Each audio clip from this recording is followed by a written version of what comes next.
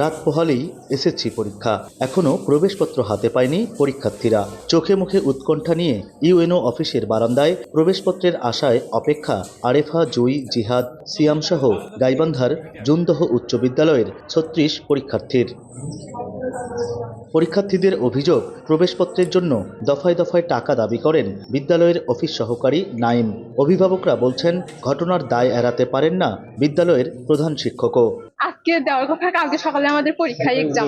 টাকা না দাও তাহলে তোমার অ্যাডমিট চাহাতে পারবে না, পরীক্ষা দিতে পারবে না। আমরা খালি ঘুরে যাই, অ্যাডমিট কার্ড দেবো কথা আজকে লাইনের আজকেও অ্যাডমিট দেয় নাই। কালকে যে পরীক্ষা, তাহলে বাচ্চারা অ্যাডমিট কার্ড হাতে পায় নাই, তারা কি করে তারা পরীক্ষা দিবে? তাদের ভবিষ্যৎ নষ্ট করার অধিকার তো নাই টিচারদের।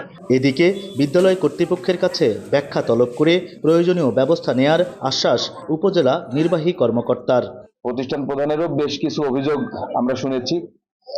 ইতিমধ্যে আমি জেলা মাধ্যমিক শিক্ষা অফিসার মহোদয়ের সাথেও কথা বলেছি যে ওনার ব্যাপারে, কারণ উনি যেটা শোনা যে উনি প্রতিষ্ঠানে অনুপস্থিত থাকেন, তো এটা আমি ওনার নজরে নিয়ে আসছি এবং উনি এটাতে উনি কার্যকর ব্যবস্থা গ্রহণ করবেন। এদিকে প্রবেশপত্র পায়নি পলাশবাড়ী উপজেলার গৃধারীপুর উচ্চ বিদ্যালয়ের ২৯ পরীক্ষার্থীও। ফুলছড়ির কঞ্চিপাড়া MU একাডেমির ১৫০ পরীক্ষার্থীর হাতে ভুলে ভরা প্রবেশপত্র দেয়া হয় বলে অভিযোগ উঠেছে। হেদায়েতুল ইসলাম বাবু, সময় সংবাদ, গাইবান্ধা।